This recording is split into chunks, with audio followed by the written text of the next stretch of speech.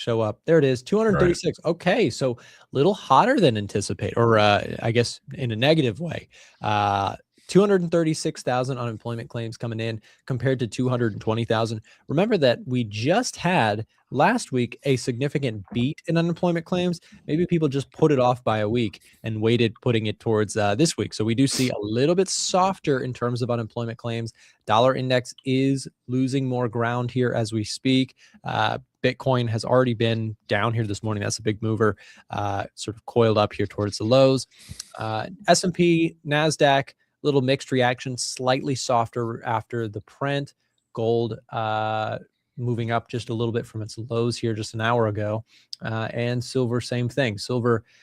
Chris, what do you think about silver, man? Silver is an absolute machine recently. Just enjoy what it's doing. It'll be normal sooner or later. Expect a lot of volatility. I know, look, when you hear a lot of traders that are like, I want to add more silver, they're not prepared for the volatility that silver can bring. It's way more volatile than an index. It is. Yeah, I mean, it's up over 100%. So, I mean, that means it's going to come with probably 30 to 50% swings at some point. So, I mean, if you're in it, enjoy it. If you're at some point, like, I want to protect profit, start adding some covered calls. If you have SLV positions, if you're trading, futures, I mean, you can still like scalp futures. I don't know. I think that there's volatility ahead. That's all. I mean, you don't see you look at lumber did it, cocoa did it, coffee did it. Like silver and gold have done it this year. They'll have pullbacks. Commodities are interesting in the way that they can really surprise you with how much volatility they can have. I mean, look at this just as a reference, just because you mentioned that in 2020, we watched silver drop by 40.5%.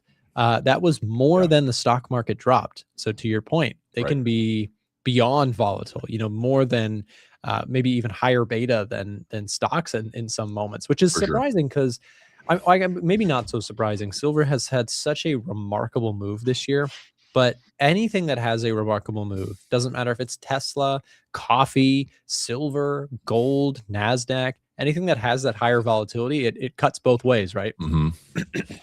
Absolutely. And I mean, look at copper this year, really disrupted. I mean, I have no idea what's going to be the turning point for silver. But yeah, I mean, you can look at all your pure, I mean, let me pull up a workspace that has some of my favorite technical stuff on it. See if we can find some divergence and overbought, oversold conditions. It's probably, I'm curious like where the relative strength is right now, just as a reading, because it might be, some of those highest levels that we've seen. Let me find this. Yeah. And Chris, if you want to share your screen when you get a chance. I will. Just give me 1 second here. Yep, no worries. Guys, just to catch you up while he's getting that ready. NASDAQ here rebounding a little bit from its overnight session. VIX up 1% here today, trading around 16. Bitcoin, though, taking on some water, still rejecting, man. I was really looking for this. I was looking to see, can Bitcoin get back above as a bit of a barometer. I don't really own or hold passively crypto, at least for now. But from a trading perspective, I was looking for this kind of move, and we just didn't quite get it. So maybe it's still cooking in the oven. We'll see if we can get some kind of breakout into year's end for crypto. But it's been a struggling story here recently. We'll keep an eye on that. Chris, we can switch over and see what you got now. Sure. So I'm looking at relative strength on a weekly time frame. We have had just a couple of readings higher on silver in history, and it was the previous all-time highs back in 2011. We had an RSI reading around 88. Currently, we are getting what I'm seeing, and again, this is like kind of anticipating a bit of a top, not calling the top, but we have had levels of 87. We have another level here after that pullback. We're currently trading around 85 to 86. This could go a little bit higher. One thing I'd be looking for is if we go a little bit higher and this RSI pokes higher, that's fine. I mean, that is actually a good indication that momentum and price are still supporting each other. But if we see that we make new highs and this all of a sudden turns, this is my relative strength in the bottom where my mouse is. If we have RSI turn a little bit lower, there's some hidden bearish divergence here at the top. So sooner, I mean, I would say within the next 30 days, Nick, we probably see things start to at least stall The only issue that I have with this is a chart that looks like this. A chart that looks like this. This is a low to high of 121% since April, dude. I mean, silver's trading like a meme stock, man. It's trading like all the stuff that happened during Liberation Day, and it is no different than all the quantum computing and all the AI stuff that ripped this year. Now silver's doing that. So, I mean, these don't end well. Just expect volatility. That's all. I mean, typically this doesn't go sideways and have like a nice distribution. It's like it goes straight up, pops, and then comes straight down. Usually commodities react in that way where they don't have V. They have V tops, like they just sharply just correct, like we saw here when it dropped 16%. That came out of nowhere, right? It was overstretched, but it just happened quickly. I would expect it to kind of behave the same way. It's like when this is done, I don't know what spot price that is. I don't really care, but it'll drop, and I'm waiting to scoop it up when it does. Yeah, I'm trying to remember. Coffee futures did that too, right? I don't even know what the coffee futures did that. Cocoa futures did that. Coffee. Oh, I'm not a futures trader. CF should be coffee. Cocoa should be CCC. Let me see if I can go cocoa futures. Some of these have been repriced where you don't really see. Yeah, look this. I've got look at the CC1. That's cocoa futures. Yeah, that's my chart. This is the type of stuff I'm talking about. Like this is 4,000 straight up for 190%. Feels great until it doesn't, and then we have a drop of 40% in literally 2 weeks. Chris, do you trade commodities like that? Do you trade so like when this was happening, or copper or things like that? Yeah. So what with Tasty, kind of my all-in-one platform. No, like I could trade. I can trade gold, silver futures, copper futures, oil, but I couldn't trade.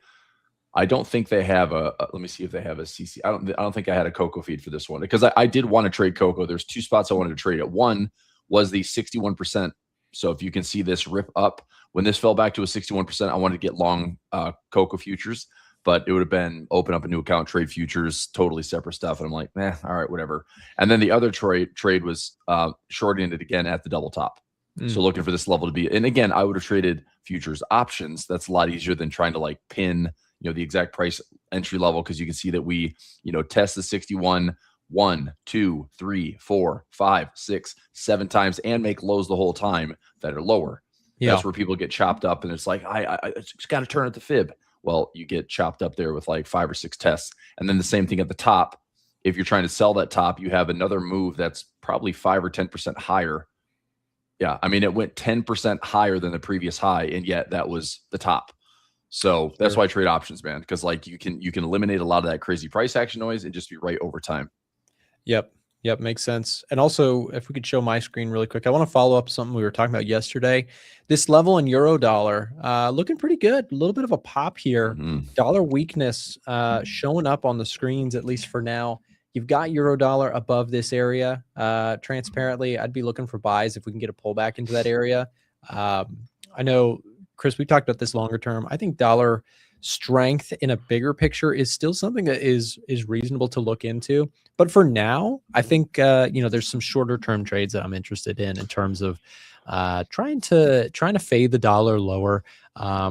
Interestingly, this is the first time in a while. This is worth noting. It's the first time in a while where we've had a Fed meeting where the takeaway was actually dollar weakness. I say that because the last few times you've had expectations. I mean, this is just markets 101. Check this out. We expected a dovish Fed. We got a hawkish Fed. We expected a dovish Fed. We got a hawkish Fed. So this theme, this time though, lo and behold, we expect a hawkish Fed. We get a dovish Fed. Markets just love to play gotcha, man. They really do. But anyways, this is the first time in a while that I think we've had some dollar follow through to the downside following a Fed meet. We are coming into some support here, so I'm curious to see if you get some kind of a bounce on the dollar. But I do think it's an interesting story going into 2026. I think that the story around currencies has heated up again because you have something going on with the Bank of Japan, as always, but you have the dollar really kind of being tested here. You've got a new Fed chair that's expected to be very dovish. You've got I still kind of follow through with what I was saying yesterday, Chris. I think the current Fed team is going to maybe try and front run the ideas of a potential Kevin Hassett. I think they're going to take that and say that's our decision, not yours type of moment. Sure. It just from an antics play. I also think that the jobs market and weakness that we talked about yesterday in the economy that's not the Mag 7 is still very real as well. So we'll see what happens next with all that. And also yesterday's dissent, I didn't really make anything of it, but 9-3 votes for the rate cut yesterday. That dissent was like the highest dissent since like 1988, which I was really surprised. Usually we've had like one dissent or two, but like having three, it was a 9-3 vote yesterday. We haven't had that many dissents since like the 80s. So again, kind of to your point, I mean, things are getting shaken up a little bit in the Fed. But whatever majority there is, let's like you said, put a united front. Let's get this stuff going before everything gets really, really wild and crazy. And you know, it's not like Powell just like steps away forever. It's like he's still technically a member of the Fed. Yep. And on the governing board for years to come. I think it's till like 2028 or 2029. Like he can be on there for several more years. Do you know if he still has does he become a voter at any point on decisions? I'm not entirely sure. I'm not I don't know. I think it's going to be, I mean, if there's 12 members and that's 12 very powerful positions that everyone argues is probably way too much power for any one or group of 12 to have. Especially when they don't necessarily get it right all the time. Sure. But I don't know, man. I mean, I sent you that message yesterday. It's like, are we going to see a replay of like 2021, 2022, where we're going to see some tariff dividend checks that are handed out? I mean, how do you not have like a replay of like high inflation again if you're going to have every household, you know, pulling like $2,000 to $3,000? Sure. You know, I don't know how that would be a good thing. I don't know. And at all-time highs, and you got a dovish Fed on top of that versus a hawkish Fed with a crazy. It's like I don't know if we are just going to price our way into a bubble that ends very, very badly at some point, or if we need like another ventilation in 2026 first to get the market down 10, 15, 20% and then buy the dip aggressively again and run it hot into midterms. But I think, you know, just like this year, it's like the left and right tails. I'm curious, like once the year end comes, like where are kind of the big picture outlooks? Because I would say, okay, here's your kind of standard distribution of gains, but it wouldn't surprise me that, okay, here's a standard deviation. I would suspect that like the estimated like fat tails again of like, well, we could have, you know, 5 to 10, 15% on the upside. And I think if we're lucky, we would, you know, double that. But it's like, I just think that left tail risk of 30% lingers, you know, it could be 30 to 50% lingers. I don't know, man. I don't think that happens necessarily, but it's going to feel like it could happen at any moment. That's the weird part about, I think, going into 2026 is there's still a lot riding on it. It's never a lack of noise. I think if I heard this session yesterday, I was going to ask you, like, we could talk about this more at the end of the year, but I mean, do you have like a quick highlight of some takeaways of 2025? Just like, what'd you do well? What were you surprised with 2025? I think there's so many things that come up in my head. Yeah. So for me, I mean, you know my style well, Chris, and the audience probably does too. I am a momentum trend following trader. And that is lovely and easy to say in a market year like 2025. Like 2025 for me has been a good year. Yep. However, 2022, awful year. Like this is a really hard thing to wrap anyone's head around, even after doing this for me for 10 years. A whole factor, let's call factors momentum trading, premium collection, quality, dividends. Like there's so many different strategies. None of them are right. None of them are wrong. But there are years where it does not matter what you choose. You can choose to say I'm a trend trader, or I follow momentum, which is in 2025 has been really solid for me. I've had a good year. I'm up, I think, 27% versus the S&P 500's. What, I don't know, what is it, 17? Yeah. So I've had a good year, in terms of overall relative performance to the S&P 500. But it depends which portfolio, because I have other accounts where I've not had such a good year, where I'm not such a trend follower and aggressive. But I would say the primary thing that I do is I'm a momentum trend follower. I pretty much caught this reversal here from the lows and Mhm. rode that shift in momentum when it started breaking out to the upside. And that's where I'd say I've done well this year. Maybe Mhm. where I have not done as well is I still stuck to some of the ideas despite what the market was telling me of looking for that broadening out theme. I don't think I played the international stocks breakout as well as I would have liked to, but Right. that was a great call that, we had talked about it many times, but I didn't actually jump on that. I Mhm. stayed, tech stocks, US tech stocks are the best. And that ended up being right in the end. But, on a relative performance, I probably could have squeezed out a couple percentage points better if I Yeah. was watching with a more open mind to broader markets. There were some things that went absolutely, bonkers to the upside this year that, I could have played better.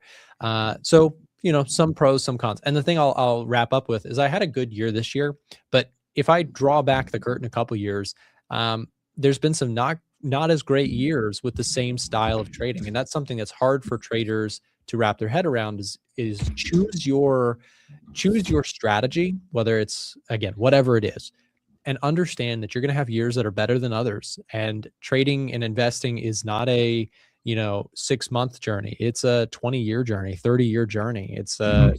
there's a lot of good years and bad years that can come your way. What about you, Chris?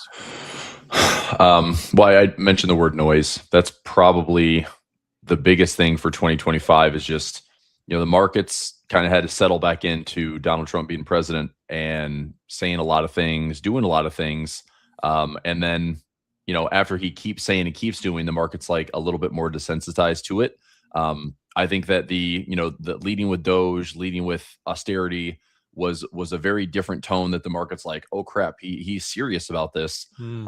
And then of course it pivoted very hard. And now I don't think that narrative comes back. I don't think that Trump and company will do anything of the sorts of, trying to trim deficits or trying to, balance the budget. I think that now at this point, it's like, here's how we run the economy hot. Here's how we're going to run the economy hot. We're all about growth. The trade war stuff and tariff stuff might still linger in the background. I think what the market's going to have to pay the most attention to is going to be earnings. We talked about this a lot yesterday.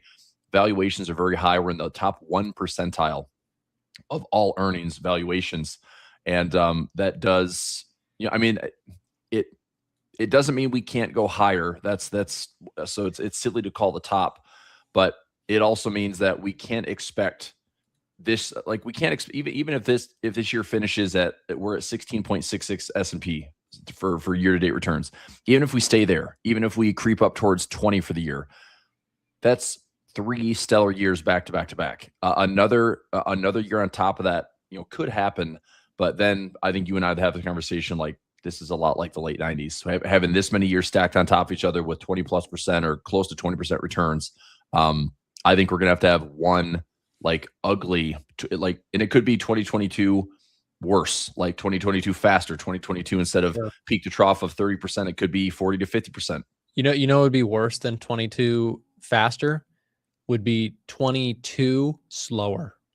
That would actually be worse. Actually, that's very true. To just have like, let's say 2 to 5 years of just like 3, yeah. 2022. Yeah, If you had a exactly. Lower highs, long lower lows. drawn out bear market, Yeah. that hurts because time has value to it, right? Like if you saw a slow, grindy, actually, I'll say this. If you had a stock market, this is why I love trend following personally, moving averages like you've got on your screen right there. Mhm. If you truly break the stack there and everything there flips bearish and it's actually staying there, Mhm. that's an environment where it's like, oh, you have a bit of a paradigm shift here. We're not in this snapback market anymore.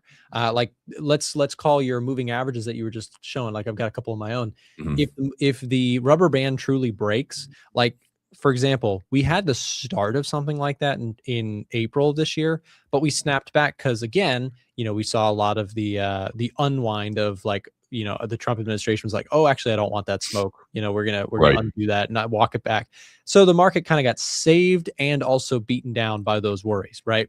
Right. But look at the moving averages here. I know this is like really elementary, rudimentary stuff, but you started to see the rubber band get stretched and it snapped back. If you had seen a couple more months of that uncertainty, I think flows would have actually flipped into, okay, this market is not snapping back. Yeah. So if you see these moving averages like do this, again, it's the most rudimentary thing ever, but I think the wealth effect starts to materially come into play. You have funds who start to pick up on, okay, momentum is dead. We're out of there. Growth investors are like, we're at high valuations. Get out of there. I think that's a bigger threat is if you were to actually see a slow market rollover. We just haven't had one in years, Chris. We haven't had a downtrending momentum market in a very long time. A little bit of that action in 2022. That wasn't a short snapback. No, that was 10 months, man. That was 750 days to get back to break even. I mean, that's so a 2-year drawdown, but it was like a 10-month peak to trough, but like a two-year drawdown for the all-time highs. Yeah. Yeah. So I think those are more painful, to be completely honest.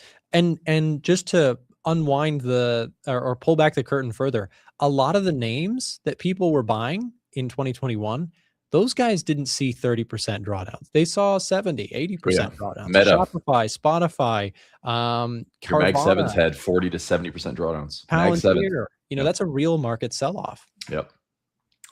So, Yeah, those are great points. That would be a really nasty environment for sure. I don't know. I part of me is just like we're silly to think that this market wants to go down, but I don't know.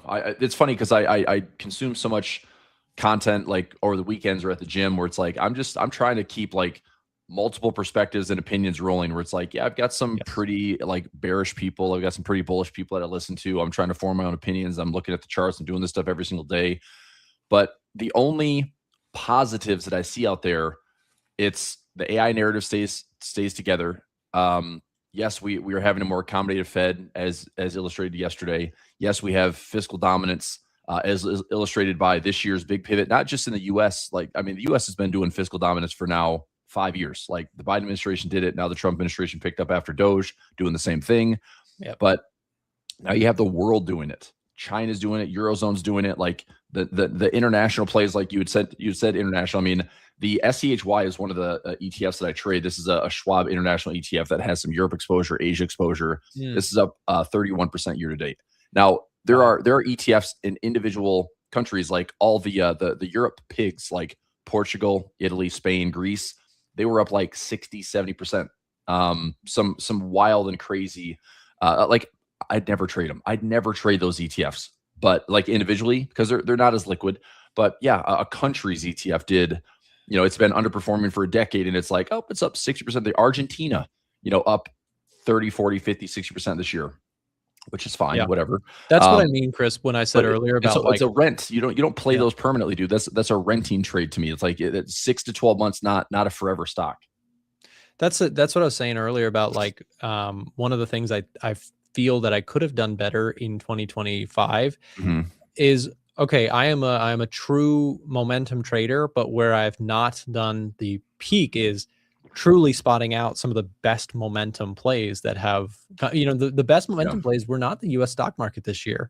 As you just pointed out, you've had some, I would agree they are rentable spaces, but, on the trading side of what I do, it's all about renting. It's all about, I'm with what's happening now and I'm out of there when it's gone. And again, it's not the only strategy. Like that looks really good this year. And I fully acknowledge that next year momentum could be in the gutter. Next year could be all about quality. It could be all about, dividend paying companies that are flat on the year while the NASDAQ's down 30. Like that can happen. That's what happened. I mean, dividend stocks were down in 2022 also, but they were down a lot less than tech stocks, and especially speculative tech stocks down 50+%, while the Dow Jones, I think, had like a 20% drawdown of something way more reasonable.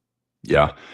So I was doing some math last night, and I know that the premiums on SPY or QQQs are not always this solid, but basically here are my thoughts for Here's an investment thought for me in 2026. At any given time, I've raised enough capital here that I do want to price out the math for hedges. I think I have to have at least like 6-month, 12-month hedges. I need to have some exposure to VIX longs and volatility longs. But if I did like a 1 to 2 week covered call and I just do it at the money, so I buy shares of the SPY at 687. And I don't care if it goes higher or lower, but this would be a cash setback of about $68,750. So there. Okay. Now of that, I could buy the shares right now, sell an at the money covered call, collect about $5.85. So 585, and this is over a 8-day period. So let's just say like I can do this, 45 to 50 times next year. Now the numbers will fluctuate based on volatility, but our VIX is at like 15 and change. So it's not like crazy high volatility where this premium is off the charts.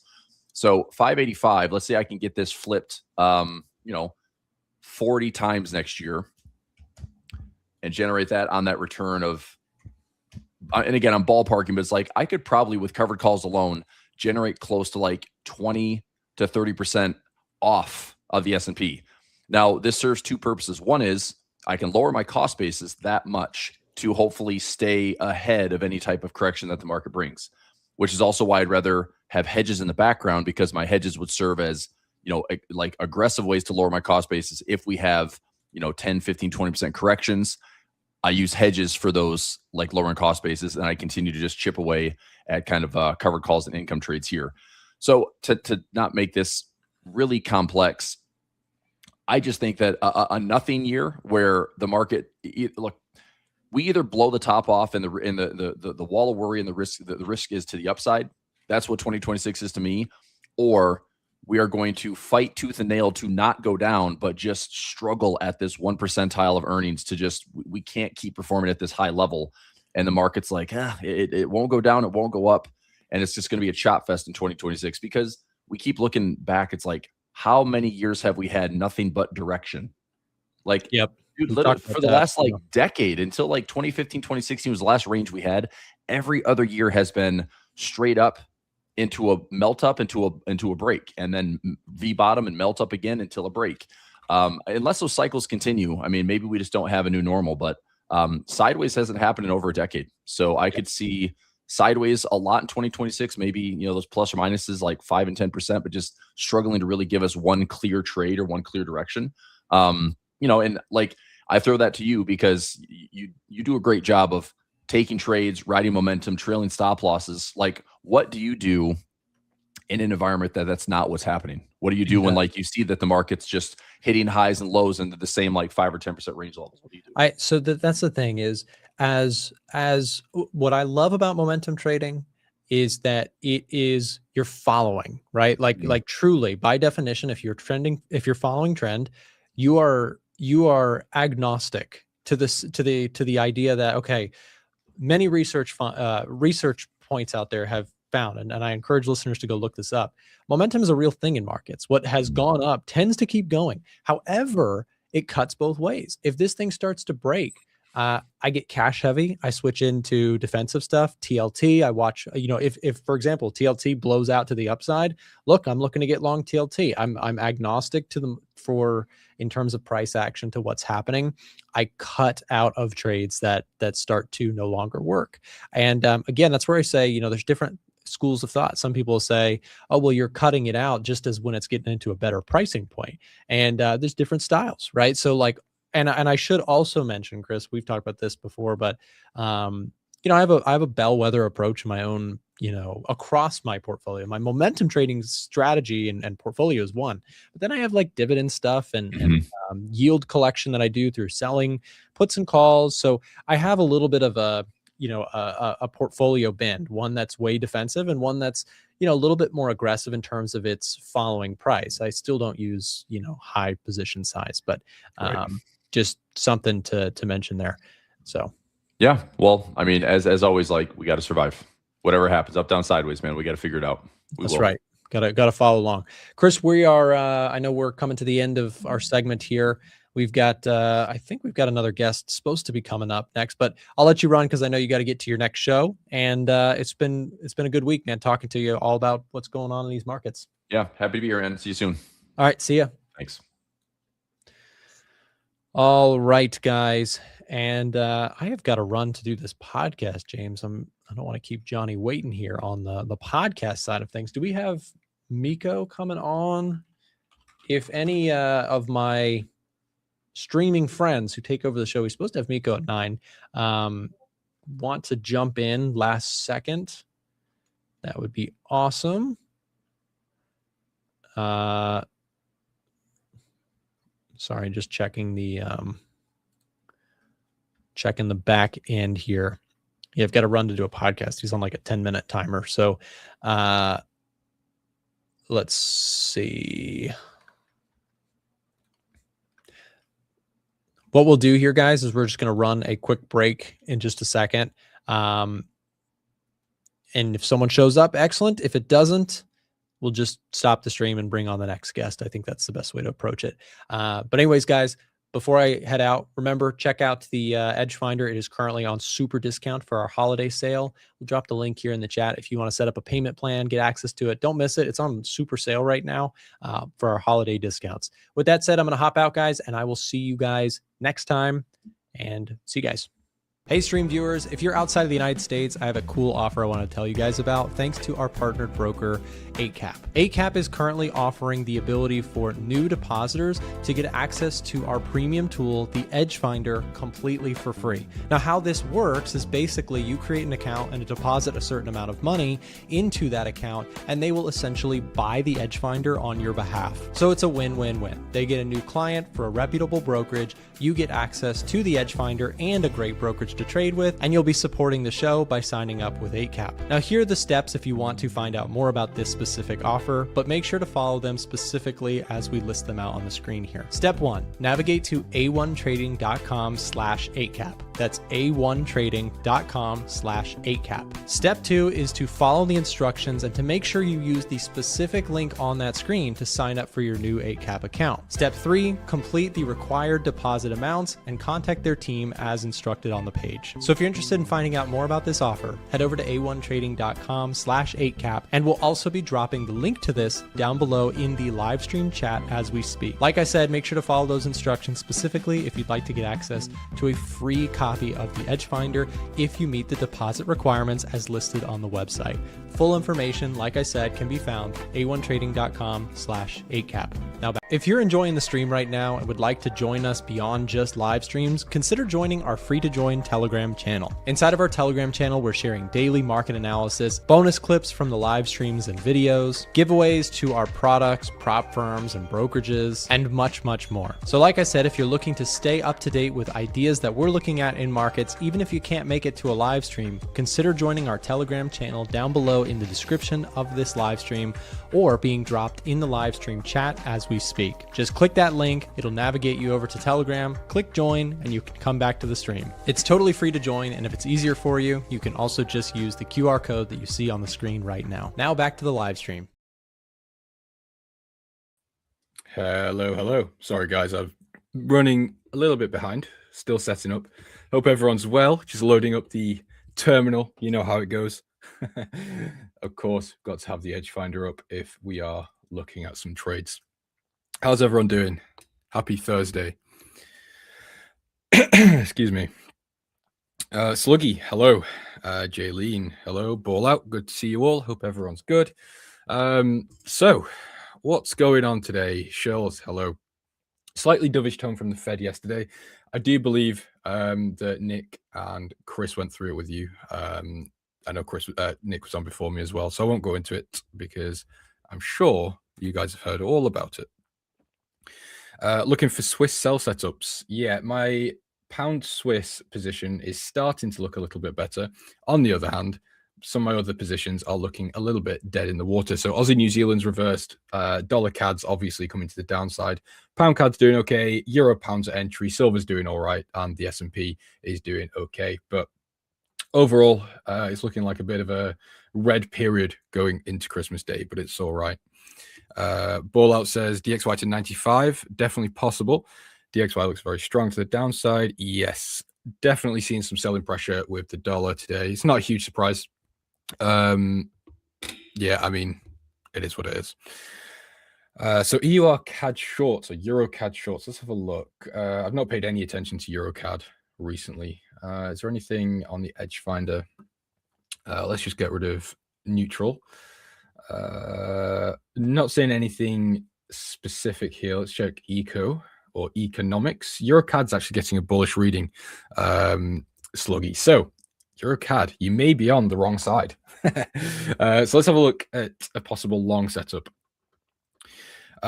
So technically, looks okay to go short, to be honest with you. We do have quite a nice level of structure through here. Obviously, these previous lows looking for break and retest. Makes sense. We do have a bearish trend as well. So technically, yes, shorts are kind of valid, actually. But, you know, I don't go against the Edge Finder if it's giving me the opposite reading. So if I was to be a buyer of this market, I would need to see a new high form, a higher low. I'd need to see these moving averages cross into a bullish trend, and then I could execute on sort of the next pullback towards that level.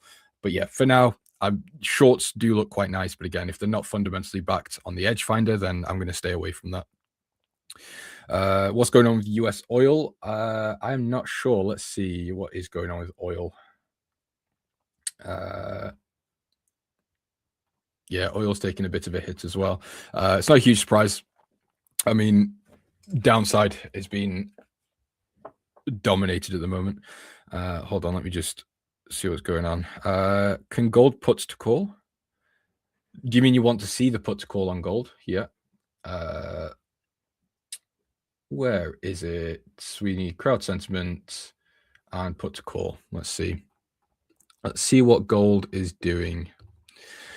It's actually not doing that much of interest. We're heading towards high put volume, which does lead to a more bearish sentiment.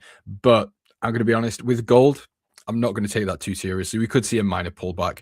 However, I'm a big advocate for metal, specifically gold and silver, to continue to the upside. I actually put a video out this morning discussing silver in a bit more detail and explaining my positioning on silver. But yeah, I think in terms of gold, if you want to be contrarian, you would obviously want to avoid buying if we have high put volume, and then wait until we get the opposite signal. Obviously, basically like you would do with retail sentiment. In fact, exactly like you would do with that, just counter trade it.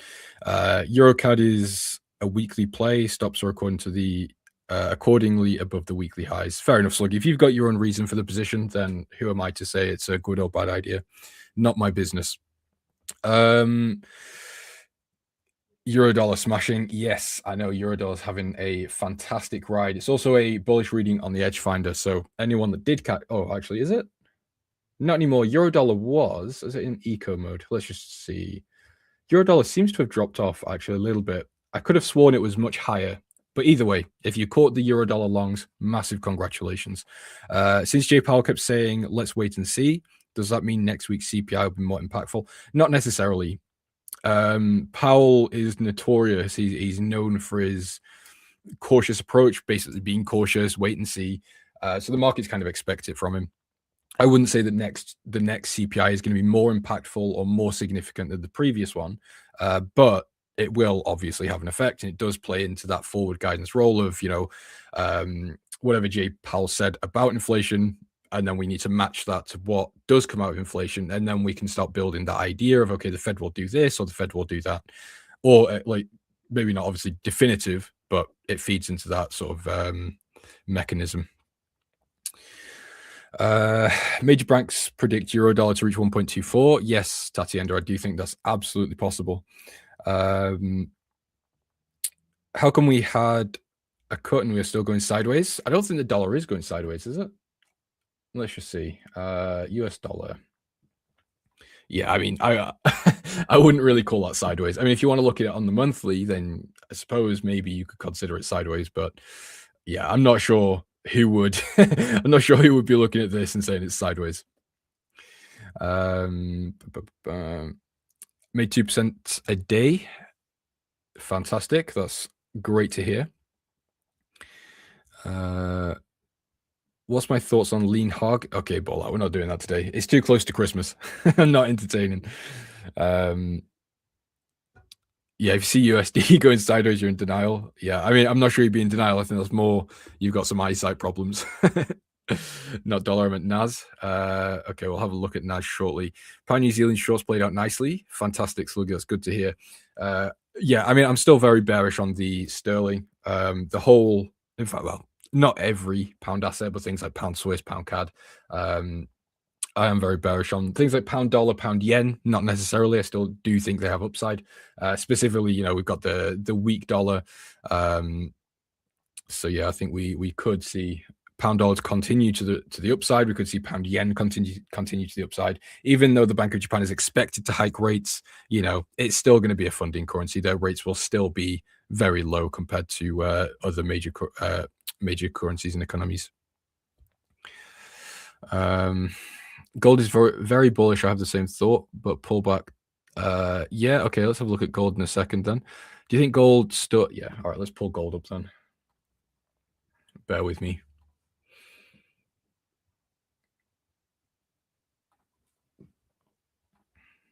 Yeah, I mean, gold actually is sideways, really. However, I would expect it to continue higher from here. We might see short-term pullbacks, you know, on the 30-minute, the H1, maybe the H4 as well. But overall, I would expect gold to continue higher to the rest of, to the end of this year, at least. That's a very, very pessimistic view. I could see it continuing to run for a significant period of time, at least into these previous highs towards 4,370. I think is completely reasonable. Beyond that, we might see some profit taking. Obviously, it depends on what the landscape is at that time. But I would expect some profit taking at these highs if we do get there. And then a continuation to the upside, break and retest, so on. So I would expect something a little bit like this. So obviously we've double topped here. Oops, that's not right. Double topped here. And then we saw a large profit taking move. There wasn't any fundamental reason for that at that time. So I would expect us to come back up, have a little bit of a profit taking dip, then break, retest, and continue higher. On this retest, I would be looking to be a buyer. However, I've said that on gold for the past year and a half, 2 years, and I have continued to fail, continued failing to get an entry, which is really unfortunate. 12 months sideways. 12 months time frame. Yes, it's sideways. Yeah.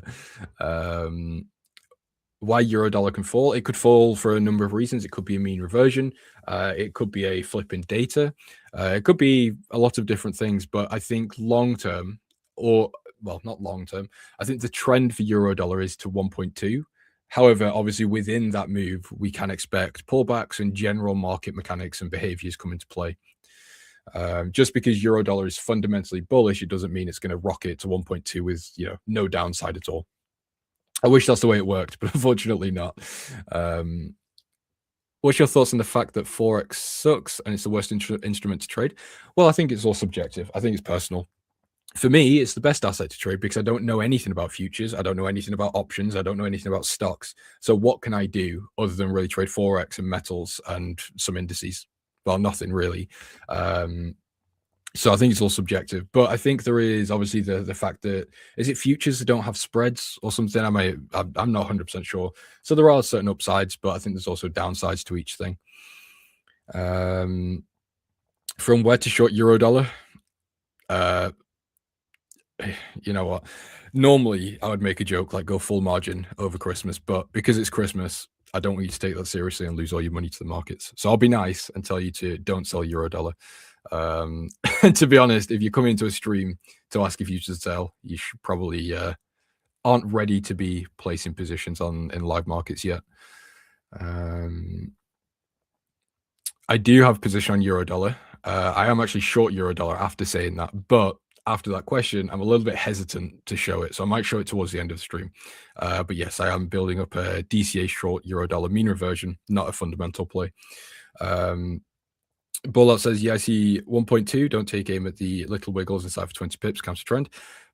Well, that's exactly what I'm doing, Bullout. So I can't say that's wrong. I can't say it's right. James, is 6% a month good? Yes, 6%. If you could do 6% every month, well, not every month. If you could do 6% on average every month, you would be one of the best traders on the planet, to be quite honest with you. You've also got to take into account what you're actually trading, because it's much easier, or not much easier, it's the wrong way. I think it's, I can't think of a better word. I'm going to say easier, but don't take that literally, to make higher percentages with things like options. But again, I don't really understand that world, so I could be wrong. But yeah, if you are trading FX on a CFD broker, 6% a month is very, very good. But whether you stop loss euro dollar CAD, sad times. If you can do 6%, you're doing fantastic. But I wouldn't expect that as a normal. I'd say 6%. If you are an average normal trader, 6% should be like an amazing or a very, very good month for you. But I wouldn't be expecting that every month. I appreciate the answer, but if you move to weekly time frame, it gives a sign of bearish. Code, I'm not sure what you refer. Hold on. It gives a sign of bearish, but if we take a look at the monthly time frame, it closes doji next month, should fall closest 4K. Oh, you talked about gold. Interesting. If you're not making 277% per month, you're failing. That is big facts, Josh. Yeah, very, very true. If you can't double your account at least every month, there's no point being a trader.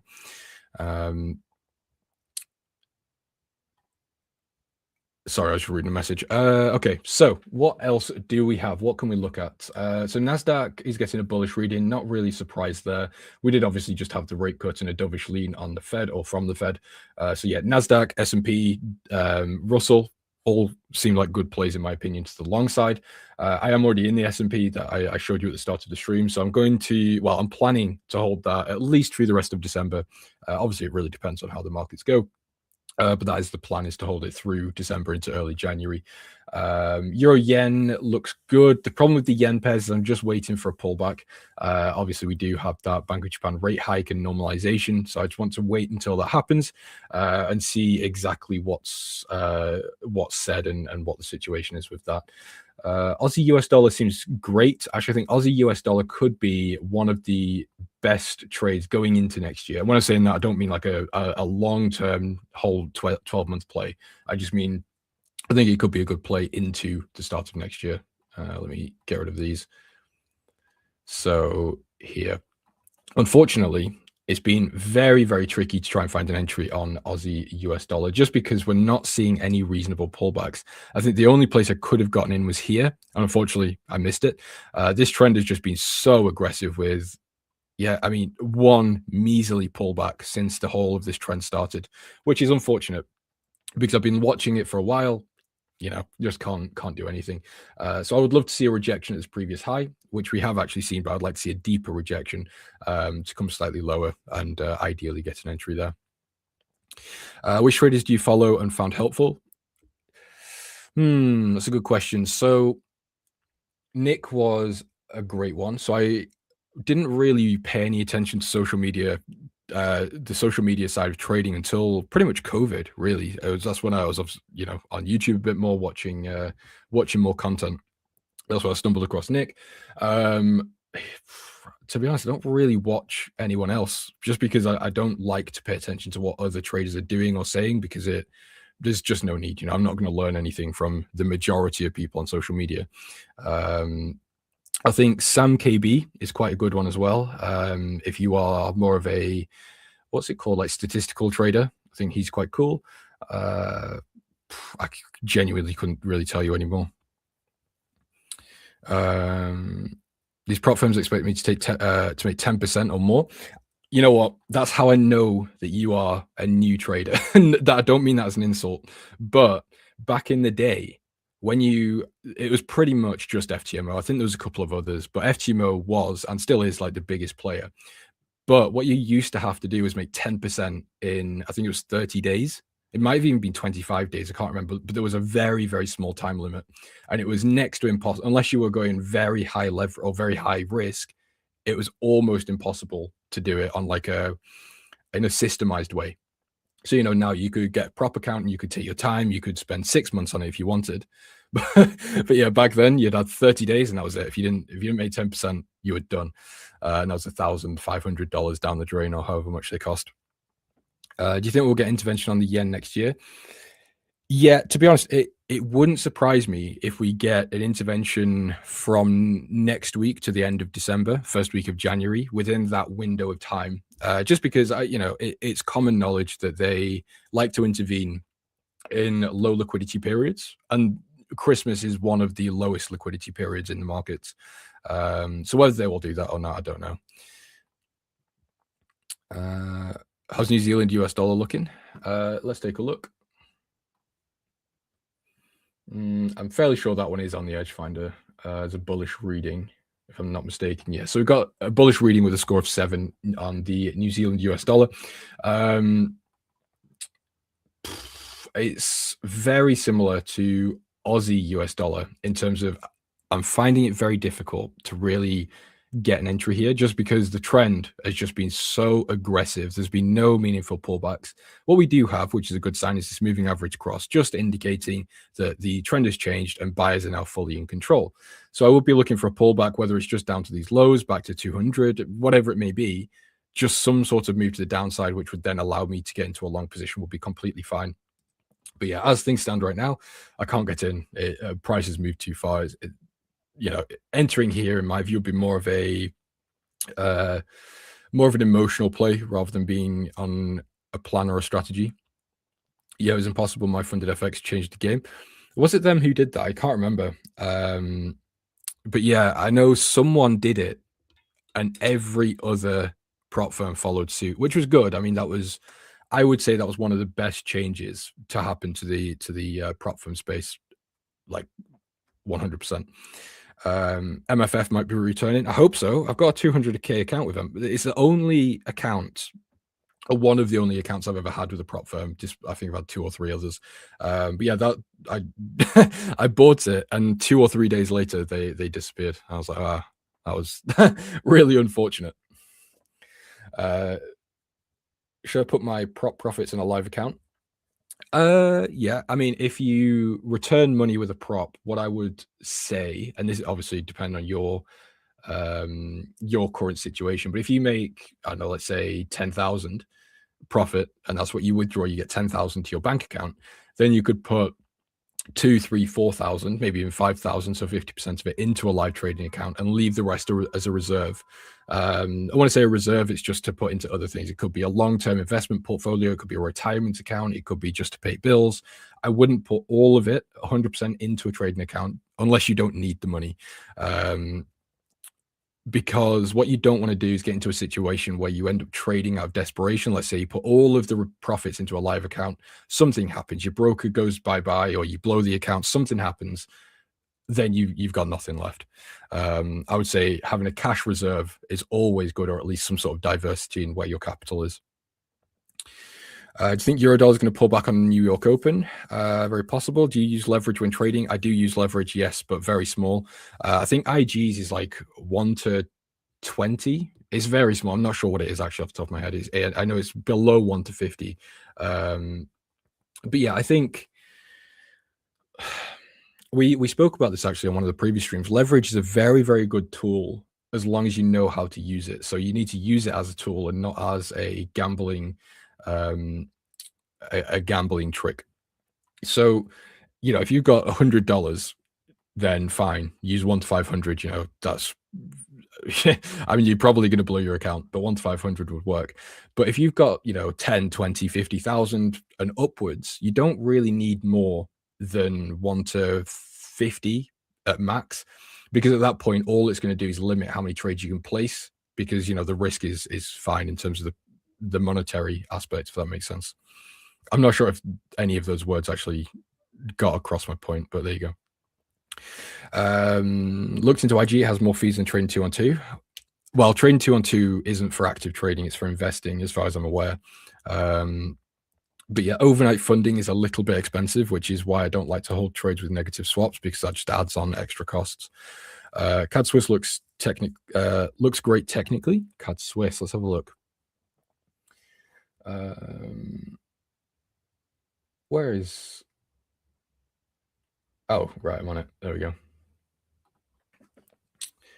It does, actually. It does look quite nice for possible long. We're coming into... Actually, yeah, interesting. I need to do a bit of research on this one, but technically looks pretty good. So we've got a bullish trend. Price is pulling into previous structure. So this is setting up a really nice break and retest into this level. 200 moving average could also catch up. So that could be like a nice little confluence. Look for a rejection here to continue to the upside. So yes, an entry around 5760 could be a nice little play to take. Do we have anything here? We do not. Yeah, CAD Swiss isn't here, which is a bit disappointing actually, but there you go. I always close winning trades early. What should I do?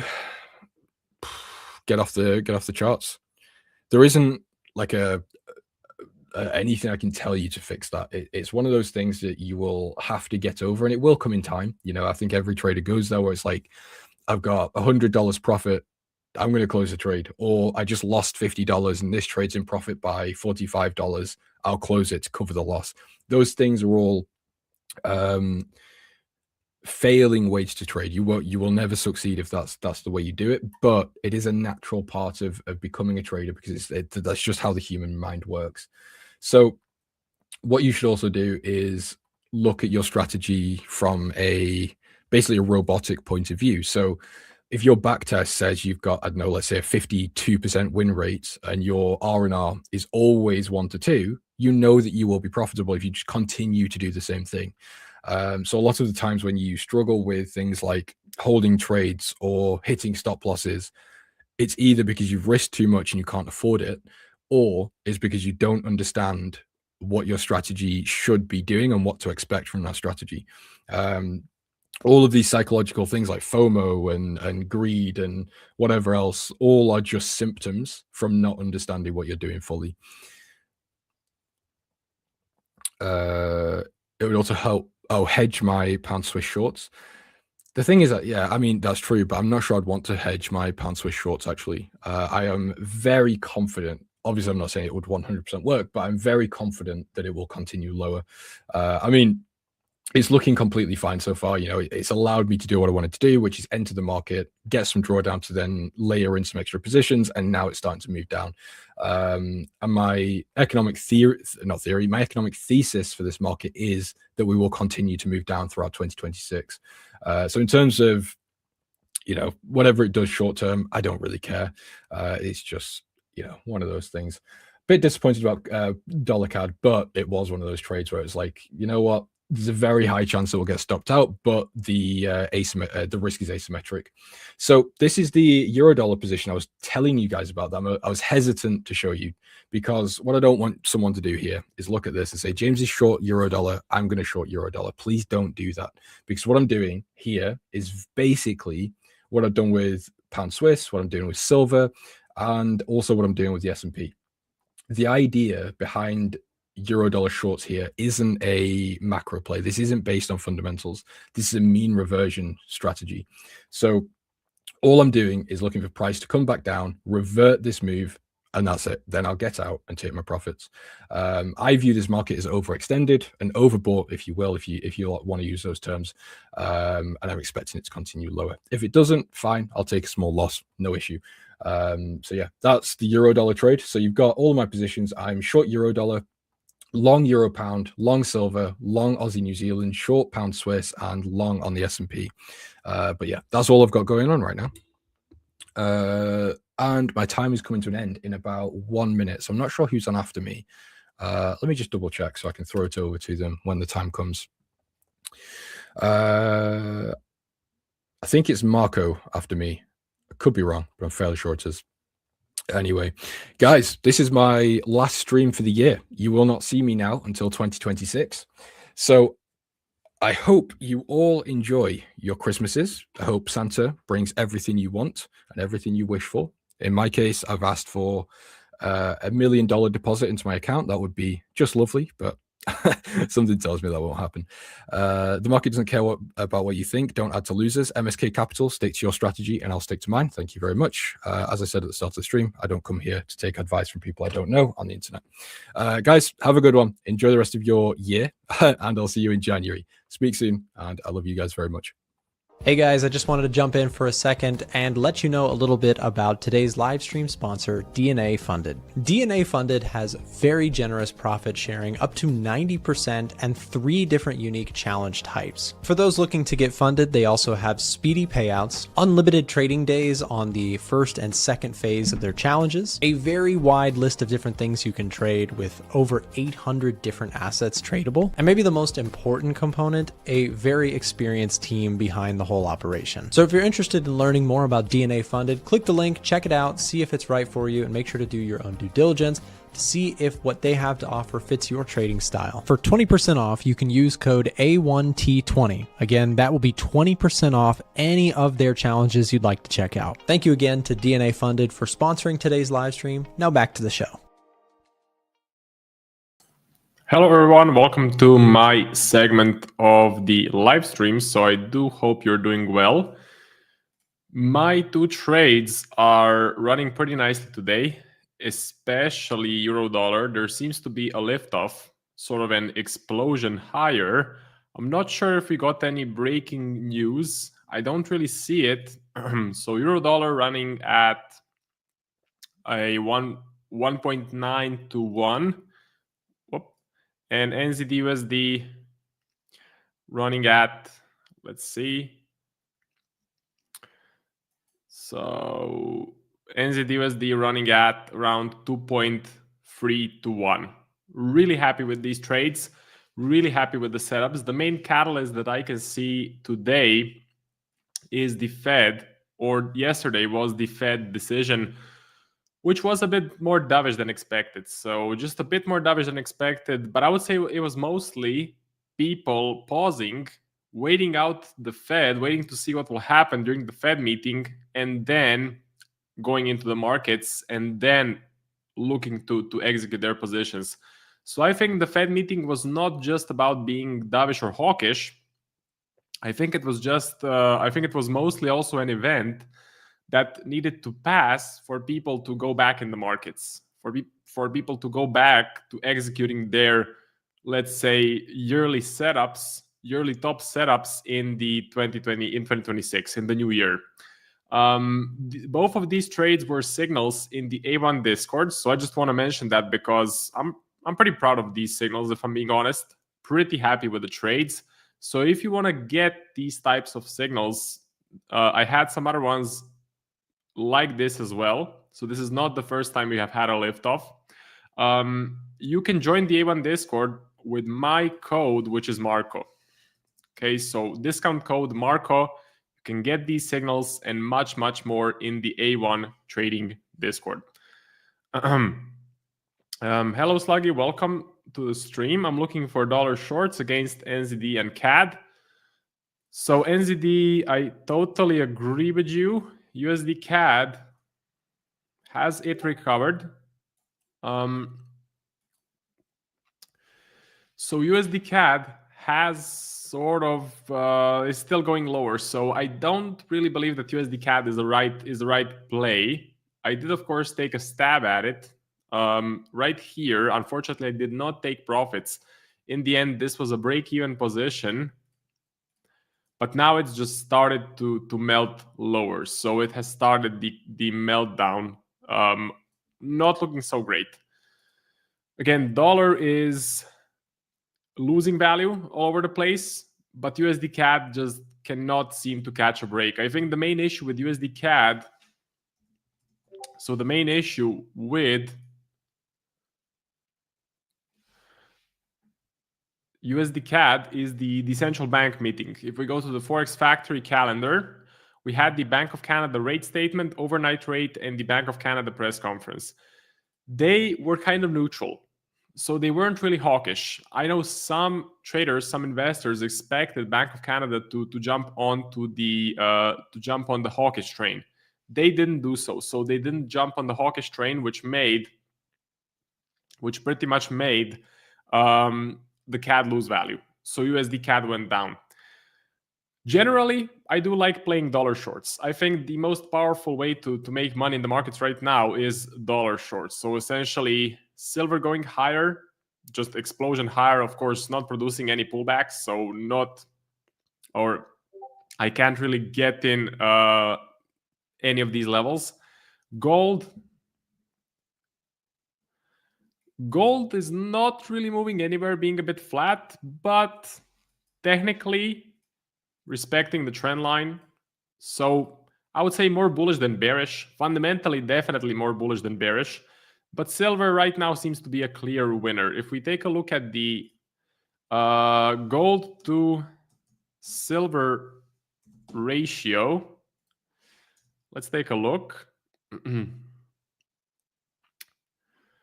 And let's go to the monthly chart. This is a good ratio when that you can then spot when gold is oversold or silver is oversold, and you can try to catch a setup based on this chart.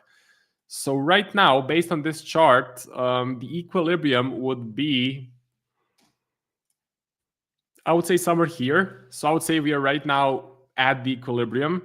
When we were in these areas, gold was worth much more than silver, so you would expect for silver to gain more value when compared to gold. But right now, we're smack dab in the middle, and I just don't see any edge or any extra confluence to buy or sell silver just according to this gold to silver ratio. So this is no longer the play. For me, silver is a great buy because fundamentally, I'm expecting huge inflation. So I'm expecting some really, wow, this looks very bullish on the monthly chart. This looks just like an explosion higher. Crazy. Yeah, basically I'm expecting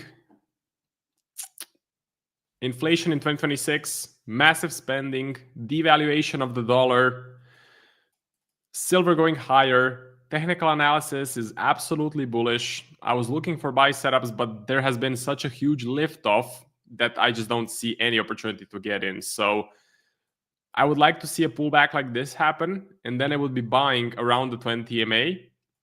At this point, I'm not going to be the one to chase the highs. I'm not going to be the one to get in at all-time highs. Not my style, not the way I trade, so not for me.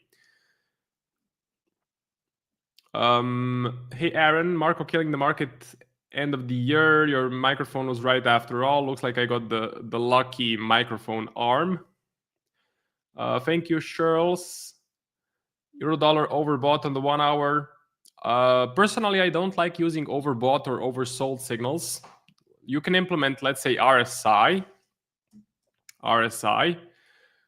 But for me, these sort of indicators, they can go on for an extremely long time. So, I mean, look at this. So we were essentially overbought from the 19th of September to the 17th of October. See? So basically, that was huge. If you sold on the 24th of September, you would be crushed. So if you got in on a sell setup, markets can stay overbought or oversold for much, much longer than you can stay, let's say, in your position. So I really don't like overbought, oversold terms. Maybe you can use it as an extra confluence, but using RSI for me is just not the way to go. Again, just my view, my opinion. I'm sure there is some traders out there that make money with RSI. Can you break down the trade? Sure, I can do that a bit later, depending on how much time we have. Euro dollar, Robohola, hey, welcome to the stream. Well done, Marco, on your Euro dollar and NZD USD trades. Very motivating. Thank you very much for the feedback. I meant USD CAD short upon pullback, if any. Short. Let's see. Oh, so you want to short USD CAD? Okay.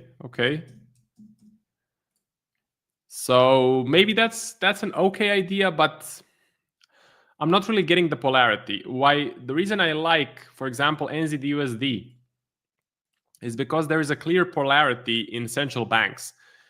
The Fed is clearly dovish, while the RBNZ, Central Bank of New Zealand, they are clearly hawkish. So you're getting polarity in the stance of central banks. While with the Bank of Canada, there's not a clear view right now.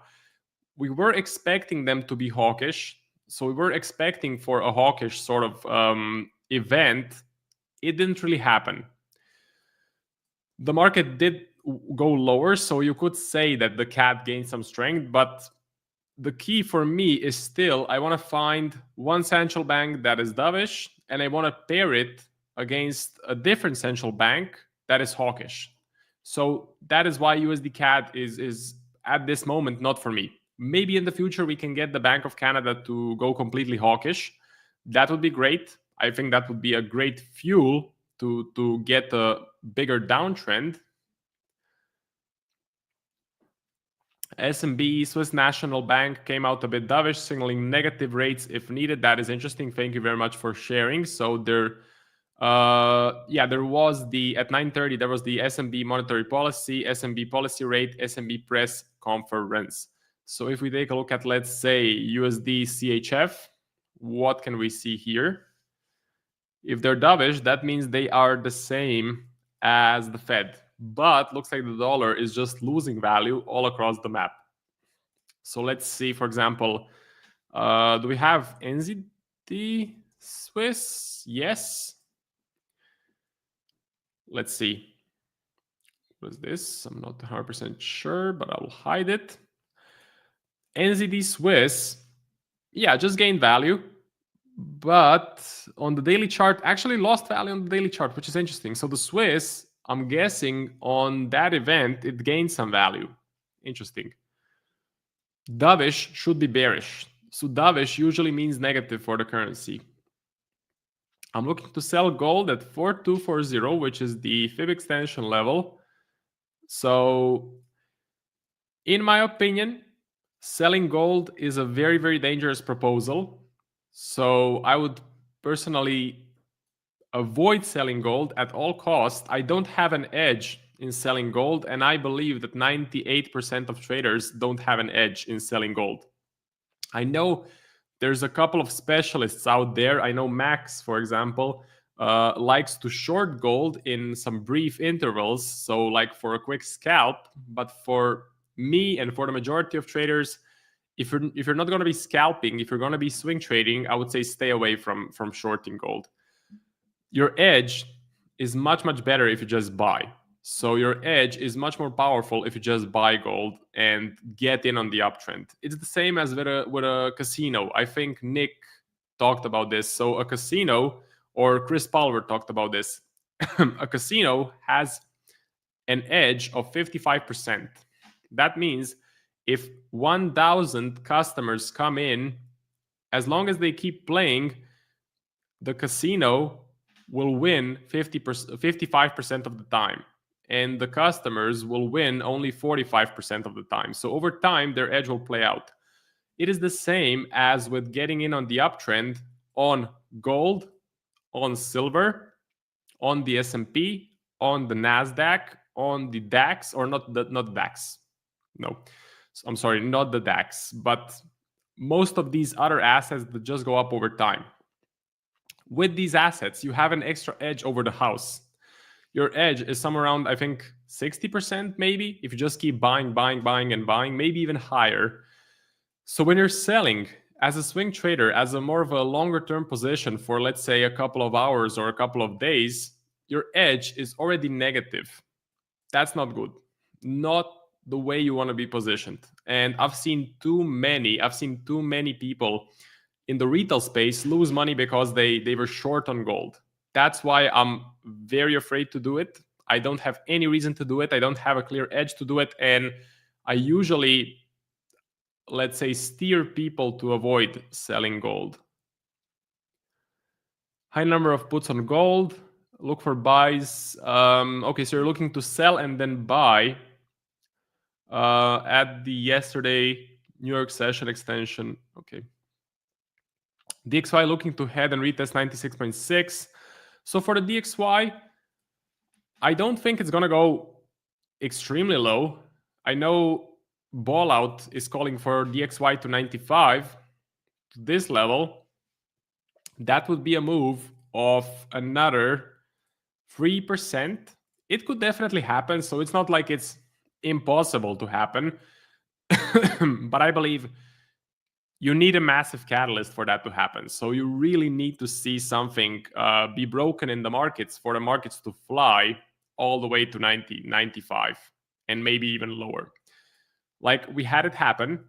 This year was very bearish for the dollar. That is correct. But there was something massively broken. You know what it is? Tariffs. So Trump tariffs, crazy, let's say, approach from Trump, crazy tweets, crazy announcements.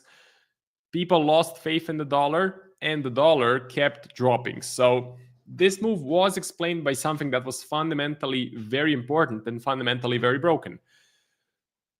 Unless we get something like that, unless we get Trump being super crazy, I don't see the DXY dropping by so much. Just my thinking. Okay. Max trades 1 minute and 3 minute, very complex style, but very profitable. Yeah, I think Max is doing pretty well with his approach. But again, he's a specialist, so he specializes in quick sells of the Nasdaq or gold or some of these other assets, which I would personally never sell. So there are people that can do it. You know, there's people that can do it, but most of us should stick to the easier stuff, let's say more simple stuff, unless you really want to go down that rabbit hole. I'm waiting for gold to hit 4250 to 4260. Okay.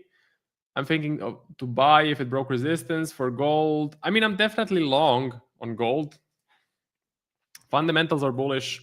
Technicals are bullish in my opinion.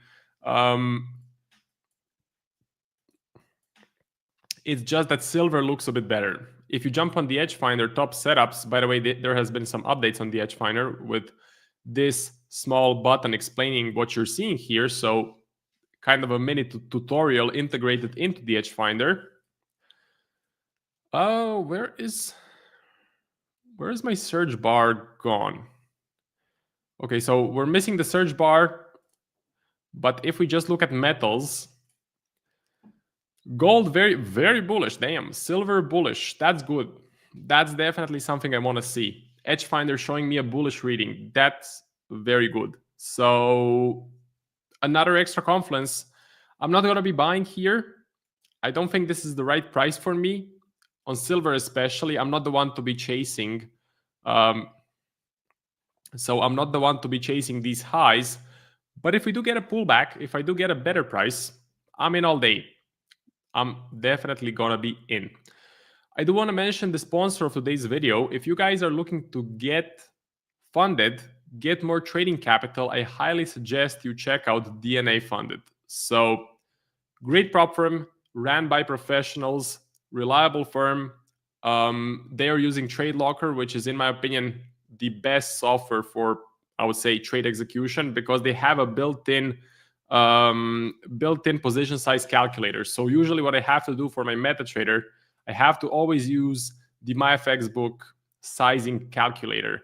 But with TradeLocker, it's built in. So this is my personal account, 50K account, funded stage. I got to the funded stage. Unfortunately, I'm down $1,750 on this account. So not working out so well right now, but part of the game. I will just keep executing these positions. What I wanted to do or say, you can get 25% off. 25% off with the code A1Live. So if you're looking to get funded, this is, in my opinion, a great price for a reliable prop firm. So A1Live gets you 25% off any challenge. Make sure you guys check it out. And by the way, this challenge, my personal challenge, is completely traded by ChatGPT. So I get daily trade signals from ChatGPT. I put them into the DNA Funded account, and this is how it's looking right now. Past phase 1, past phase 2, and now on the funded stage in the red. Part of the game. I'll keep on executing and update you guys during these streams. So something I want to talk about is, I want to talk about the stock market. I want to talk about the SPY or the SPX, and I want to talk about the NASDAQ. Now, on the SPX, we're getting a red day. NASDAQ, same thing, if I'm not mistaken. Yeah, NASDAQ, same thing, red day. Why is this happening? So why are we getting a red day? Well, we actually had a pretty dovish Fed. The dollar keeps losing value. You would think this would go up. Yesterday was a bullish day, so Wednesday was bullish, but we had, I think, Oracle. We had Oracle earnings, if I'm not mistaken. I think we should be able to get it on the breaking news. Yeah, so Oracle earnings, but it isn't on here. Let's see if we can go to equities, Oracle.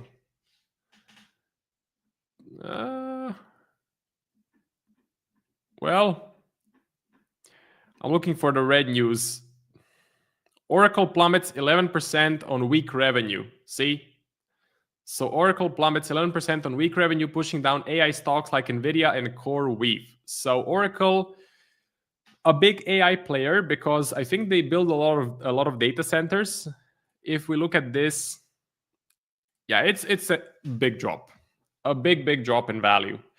They had earnings bombed, so earnings were not good. They also signed a massive deal with OpenAI, which no one knows how OpenAI will fulfill. How will they pay for this massive promise of an investment? Will the data center build out actually pay off? I don't think it will, because it's just a huge investment. They are counting on, I think, 40% of the whole world population to be using ChatGPT and OpenAI. That's not going to happen. That's just not going to happen. Because there's so many of these AI software platforms, and they do the same thing. Like, try Grok, try ChatGPT, try Google Gemini. It's the same thing, absolutely the same thing. There's no difference. So I don't see how OpenAI will capture 40% of the world population. OpenAI is highly tied with Oracle. Oracle is a big player in the stock market, a big player in artificial intelligence. And again, it just dropped 10%. That was a big scare for Nvidia, I think. So it kind of brought down the whole AI sector with it. Let's see. TradingView is having one of those slow days. So at least once in 2 weeks, I have TradingView creating these bugs and just not moving. I don't know what it is. I don't know why it's happening, but for the money that we're paying, this should not happen. TradingView, please fix your stuff. See, so Nvidia down on the day as well. So I think this is bringing down the SPX, the NASDAQ. Not good. Definitely not a good story. Personally, I'm not looking to buy. I'm focusing on the NASDAQ because it's a technology sector. So it moves the most, has the most volatility, produces the best moves in the markets, in my opinion. And AI is a big story right now. AI is essentially the biggest contributor to the market movement. So I'm going to focus on the NASDAQ. If we can load the chart, yeah, this is going to be a problem now. Essentially, I'm not looking to buy it. I'm being a bit more patient. If we look at the Edge Finder, let's try and do that. Let's go to the NASDAQ, and while that loads, we're going to look at the indices. NASDAQ actually very bullish. SPX very bullish. That's good. That's good to see. I think we recently got the COTS as well. Commitment of Traders, latest Commitment of Traders report. When did this come out? December 9th. So pretty recent stuff. Yeah, see, you have this information button. Anyway, the symbol USD, what they buy? So they bought the dollar. They bought the NASDAQ, they bought the Aussie. Why did they buy the dollar? That doesn't make a lot of sense But it's actually not so bad to see because the momentum is down. So the momentum on the dollar is negative, is bearish, while the positioning of the big players is still bullish. That's a good phenomenon. That's a good occurrence for even more bearishness to come. That's at least for what I got from my research. So a couple of OG traders are talking about this phenomenon where if you get bearish momentum, but the big players are still bullish on something, like they're bullish on the dollar, they will soon need to flip to bearish. And that flip, because they're massive players, it will ignite even more bearish movement, even more bearish price action. So that's what I'm counting on. And I'm trying to again, exploit that with euro dollar buys, NZD USD buys. That's the general game plan.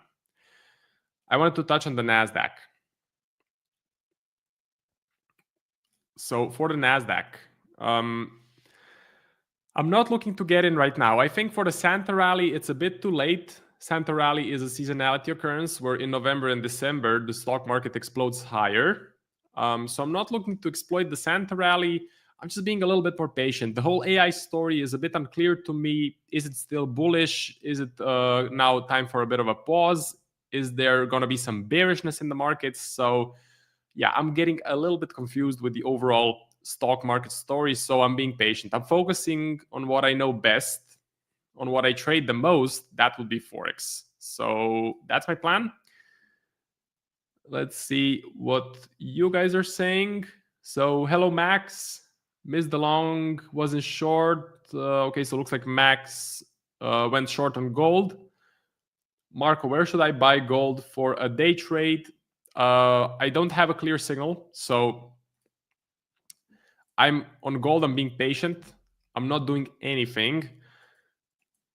For me personally, if I was looking to buy, I would say buying somewhere close to the 20 MA. So for a bit of a pullback to come, that would be okay. Again, this is not financial advice, just a disclaimer, but catching a bit of a pullback around the 20 MA could be a good play because we're still respecting that trend line sort of here, still moving and touching the trend line. So it still looks healthy.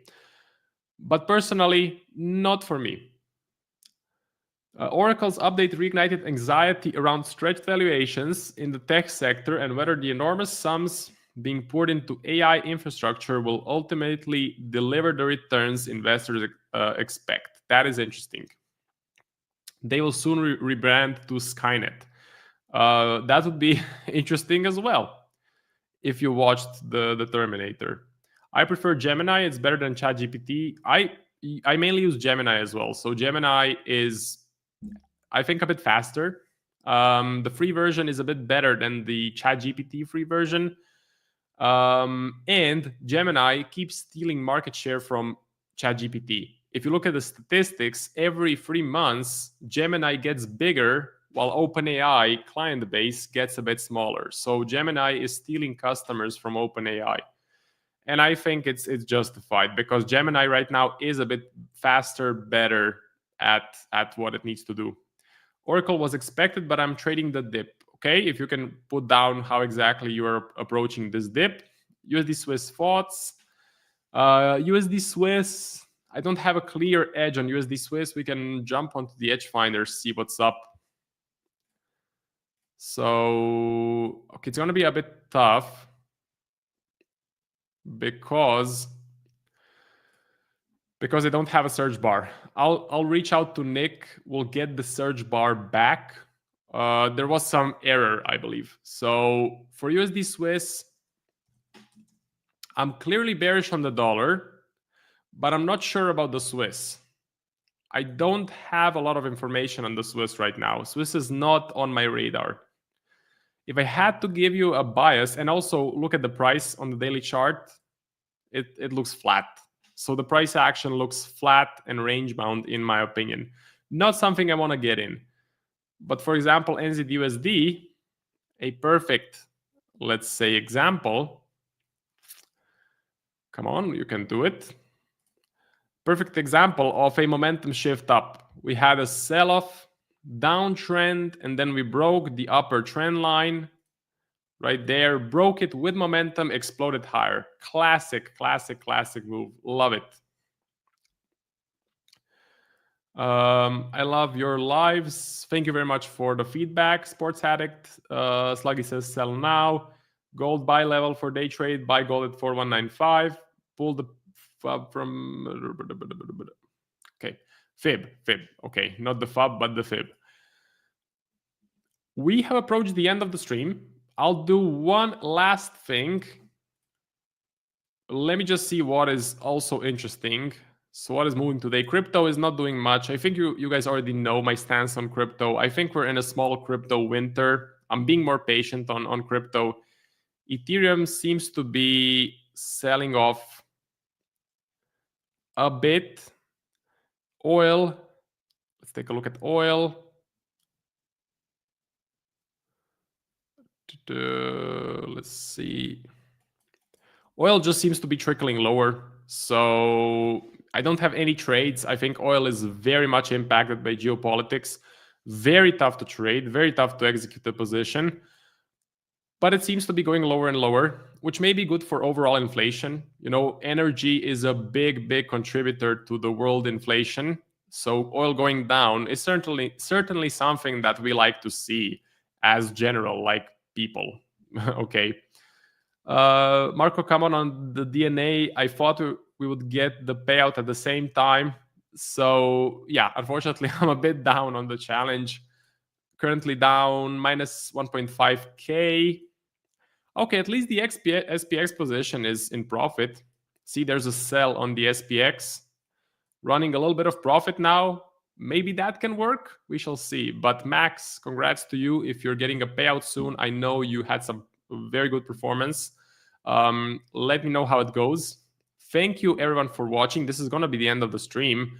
You can also catch me tomorrow, by the way. If you want to know when I will be streaming, you can always find me on the A1 live stream schedule. See here. So tomorrow I'll be on at 9:30. 9:30, you can catch me. Thank you very much for watching. Selling the dollar, in my opinion, is the play right now. So my trades are working out pretty well. That's it. Thank you. See you in the next one. Thank you for watching today's A1 Trading Show. Be sure to subscribe and to turn on notifications so you don't miss the next one. Want to get put on the nice list this year? Then make sure you check out the A1 Stock Box. That's all for today, everyone. We'll see you tomorrow. Ho, ho, ho, ho.